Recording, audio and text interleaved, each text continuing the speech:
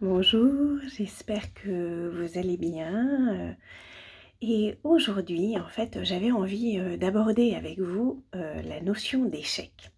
Et j'ai trouvé ça extrêmement intéressant quand je suis allée regarder dans le dictionnaire ce que pouvait signifier le verbe échouer.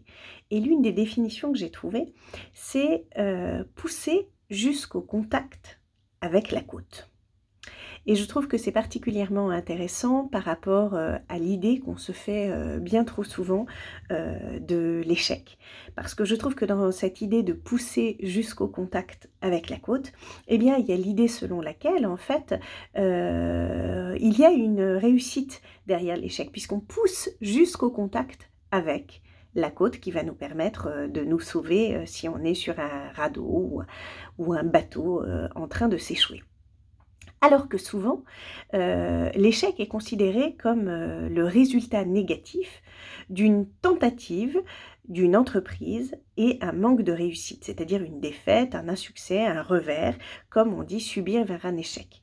En fait, que ce soit dans notre enfance ou dans notre histoire à l'âge adulte, eh bien la peur de l'échec, elle nous elle nous poursuit bien souvent et parfois elle est très très profondément ancrée en nous.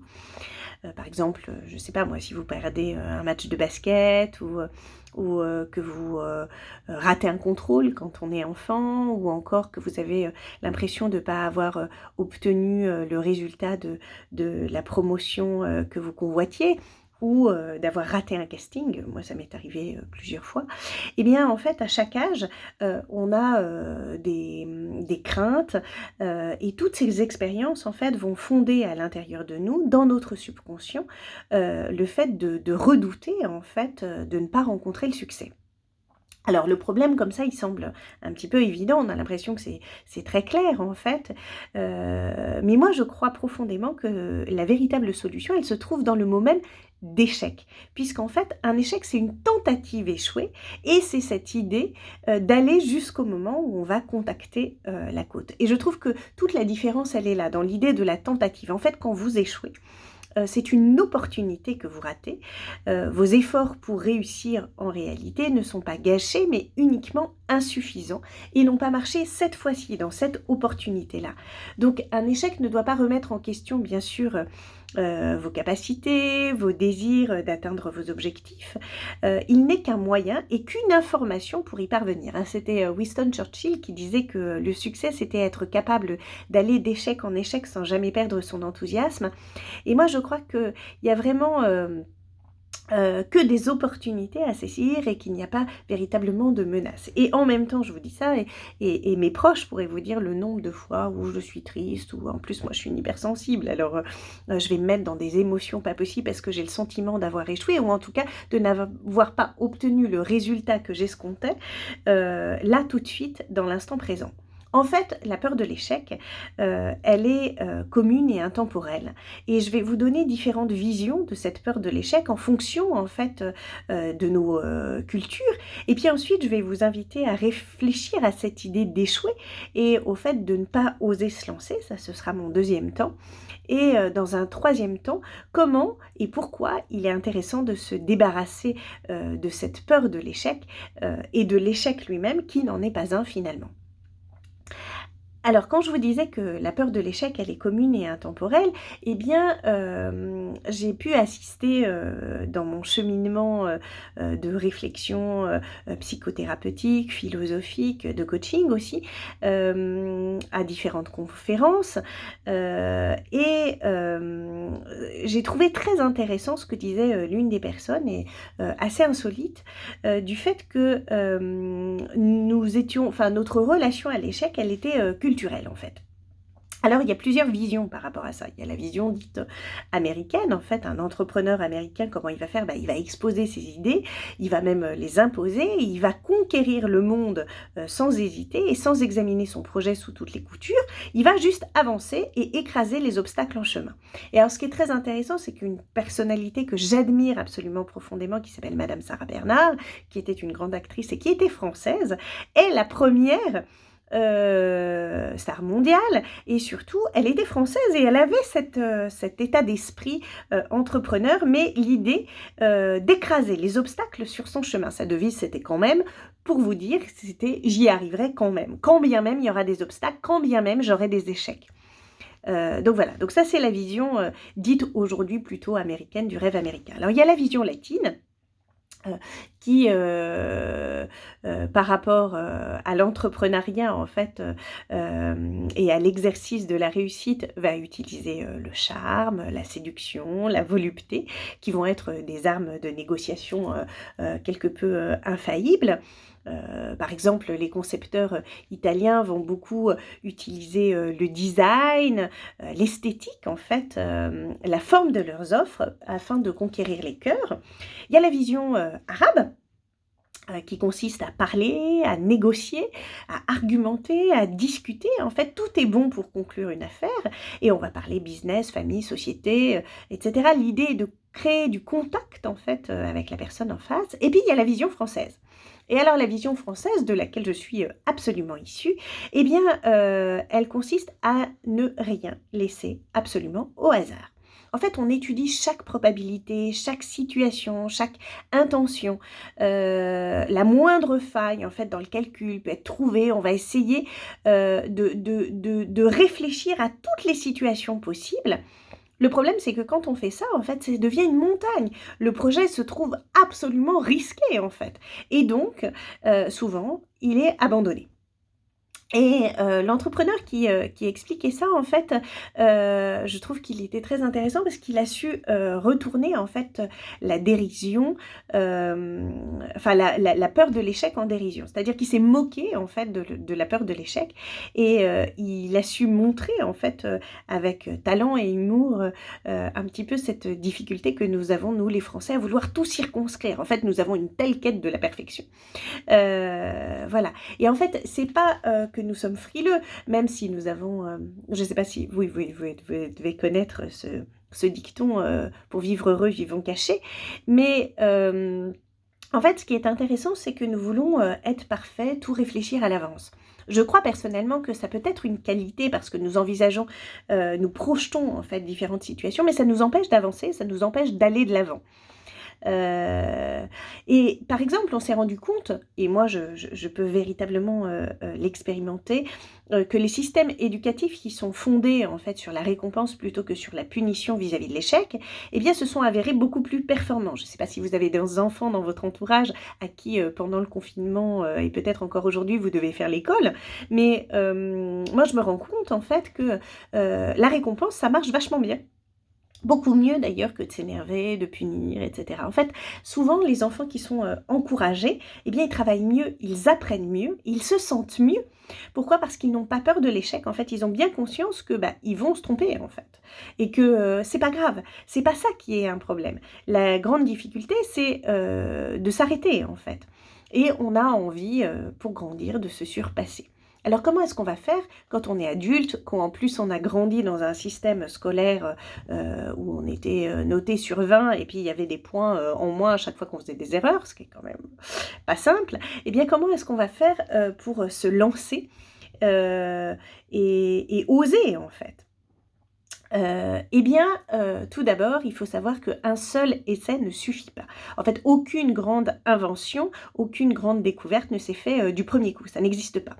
Le monde qui nous entoure, en fait, est bâti grâce à la persévérance de plusieurs personnes qui n'avaient pas peur de l'échec, mais qui passaient au-delà de l'échec. Je pense que pour eux non plus, c'était pas agréable. En fait, ils devaient s'énerver. J'imagine Thomas Edison ou même Marie Curie en train de s'énerver en trouvant pas, en fait. Mais en persévérant. En fait, Louis Pasteur disait ça, le hasard ne favorise pas... pardon, c'est pas ça. Excusez-moi, je reprends. Le hasard ne favorise l'invention que pour des esprits préparés aux découvertes par de patientes études et de persévérants efforts. Je répète, le hasard ne favorise l'invention que pour des esprits préparés aux découvertes par de patientes études et de persévérants efforts. Et en fait, on se rend compte que, eh bien, enfin, je ne sais pas si vous savez d'ailleurs, mais quand j'ai créé mon spectacle sur la lumière, j'ai étudié plein de choses, et notamment des choses autour de l'électricité, puisque l'électricité fournit de la lumière, que nous avons de l'électricité dans le cerveau, etc. Et je me suis rendu compte que Thomas Edison, qui n'est pas, soit dit en passant, le premier inventeur de l'ampoule électrique, mais pour ça, allez voir mon spectacle, mais qui est quand même un des inventeurs de l'électricité. Il a fait 3990 essais avant de créer son ampoule électrique. Donc autant dire qu'il ne s'est pas arrêté aux 50 premiers, ni même aux 100 premiers, ni même aux 500 premiers essais. Donc c'est très intéressant d'avoir ça en tête. Bref. Alors évidemment, on peut parler des grandes inventions, de la médecine, etc. Mais on se rend compte en fait que rien ne serait jamais possible sans prise de risque. Et c'est ce que nous faisons tout petit en fait. Dès notre enfance, nous avons appris à prendre des risques, à nous mettre debout, à marcher et à tomber. Donc je crois que c'est très intéressant de se rappeler tout ça. Alors, comment est-ce qu'on va faire pour se débarrasser de cette peur de l'échec avec un grand E? Eh bien, une bonne fois pour toutes, il faut se dire que l'échec, c'est une leçon, et que c'est cette idée, en fait, de s'approcher de la côte. Et donc, finalement, échouer, c'est être sauvé. Et donc, échouer, c'est une étape. Et c'est un résultat, ça n'est pas une fatalité, en fait. Échouer permet de comprendre d'où viennent les problèmes, les erreurs. Peut-être qu'elles ne viennent pas de nous, d'ailleurs, peut-être qu'elles viennent de l'entourage, peut-être qu'elles viennent des gens que nous fréquentons. Et il faut finalement définitivement séparer la notion d'échec de la vision que nous portons sur nos vies ou sur nos objectifs. Échouer, en fait, ça permet de se remettre en question personnellement. Un échec peut venir d'une action qui a été mal menée, d'une stratégie qui a été mal pensée, qui a été fondée sur de mauvaises connaissances, de mauvais préjugés. Ça peut venir aussi de croyances limitantes à l'intérieur de nous. Bien souvent, ça vient de là. Et en fait, il est intéressant de questionner nos croyances, nos connaissances, nos jugements, nos valeurs, pour pouvoir grandir. En fait, l'échec, c'est pas un obstacle à notre épanouissement, c'est une étape. Et pour pouvoir comprendre en fait ces erreurs, eh bien, il est indispensable d'accepter que l'échec fait partie de la vie, et d'avancer avec ça. Alors, je ne sais pas si vous connaissez ce mot cacoraphiophobe, mais ça veut dire être phobique de l'échec. Alors évidemment, c'est un nom totalement barbare, qui semble atroce comme ça, et extrêmement difficile à prononcer. Mais comment est-ce qu'on se comporte en fait quand on a cette difficulté-là? Eh bien, on ne se porte jamais volontaire pour faire quelque chose, on ne met jamais en avant son travail dans un groupe. Finalement, on dénie complètement son ego. Et c'est très dommage, hein. Moi, je crois beaucoup aux vertus de l'ego positif. Évidemment pas de l'égocentrisme total, mais de l'ego positif. Nous en avons besoin pour avancer dans la vie. Ensuite, la personne qui est phobique de l'échec, eh bien, ne retient même que les remarques négatives, quitte à complètement faire l'impasse sur les compliments, les retours positifs sur elle. En général, elle est très stressée à l'approche d'un événement important, elle hyperventile, elle a du mal à gérer sa respiration, et surtout, elle est trop sévère avec elle-même, beaucoup trop exigeante. Et comme elle est trop exigeante, en fait, eh bien, elle est dans cette quête de perfection, et elle ne regarde pas son potentiel, sa capacité à changer. En fait, prenez conscience de votre potentiel. Peut-être faites la liste en fait de toutes les victoires que vous avez eu dans votre vie, et il y en a eu, c'est absolument certain. Ça peut être un gâteau au chocolat réussi, ça peut être une surprise menée à bien pour quelqu'un que vous aimez, ça peut être d'avoir eu des diplômes, votre bac ou votre permis de conduire, n'importe en fait. Ça peut être d'avoir réussi à demander en mariage la femme que vous aimiez, ça peut être d'avoir aidé quelqu'un dans la rue et de l'avoir rattrapé au moment où il traversait sans voir qu'il y avait une voiture qui arrivait. Enfin bref, toutes les petites choses ou grandes choses que vous avez accomplies depuis votre plus tendre enfance. Rien que le fait de savoir marcher, de respirer, etc. Puis n'oubliez pas quand même que vous avez sacrément bien travaillé parce que il y a un spermatozoïde en fait qui a été le grand gagnant d'une course folle pour pouvoir atteindre l'ovule et que la rencontre entre ces deux parties de vous-même en fait a fait qui vous êtes aujourd'hui. Donc c'est très important. Maintenant, j'aimerais que vous vous arrêtiez un instant, que vous fassiez le point sur votre existence et que vous vous posiez les bonnes questions. En fait, dans la vie, il vaut mieux avoir des remords que des regrets, disait Oscar Wilde, et moi j'ai envie de dire, n'ayez pas peur de vos échecs, ils sont les moyens de vous approcher de la côte de votre réussite et de la côte de votre réussite aussi. Voilà, je vous souhaite une excellente journée et je vous dis à la semaine prochaine. Au revoir.